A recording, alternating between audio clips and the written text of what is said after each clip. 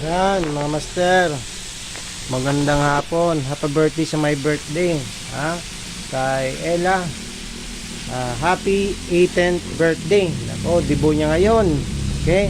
Yan ang kanyang order. 500 pieces chicken. 500 pieces po. Ha? Yan. Yan. Yan. Sarap niyan. Okay? So, maraming salamat. Wala pa tayo sa kalagitnaan. Unang salang pa lang ito, mga master. Yan. Yan po. Tingnan yung ating manok, oh. Kung gaano siya kasarap tingnan at kaplaki. Yan. Tama-tama lang ang kanyang breedings. Hindi makapal, hindi rin manipis. So, napaka-crispy po niyan. Sige po, maraming salamat. Happy birthday muli kay Ella. Po. Nakailang salang na ba tayo? Ang 10 na to, mga master. Nasalang yung ating fried chicken para sa ating birthday celebrant. Ha? Yan.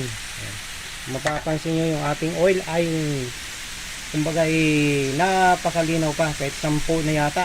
Yan. Dahigit 10 na yung ating salang. Ito yung ating naluto. Yung iba ay nabalot na. 500 pieces fried chicken para sa ating birthday celebrant.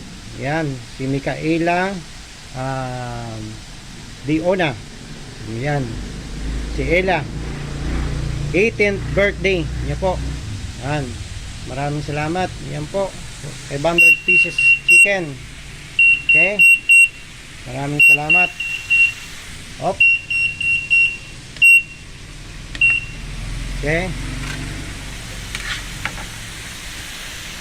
Tingnan nyo. Nako. Laking plaki. Yan. Crispy. Tama-tama. Ha? Tama-tama ang pagkakaluto. Hindi yan matututong dahil may oras tayo. Ha? Para nandun yung consistent na tinatawag para sa ating fried chicken. Kasi ang tao natin, kailangan bantayan natin. Kasi may mga taong papitiks-pitiks. Ayan. Nawawala yung consistency ng ating fried chicken. Okay?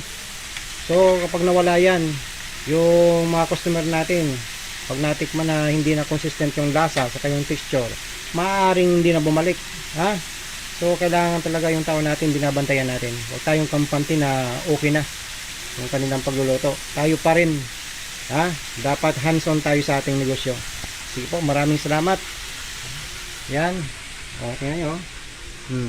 Hindi makapal, hindi manipis, tama-tama. Yan po. Thank you.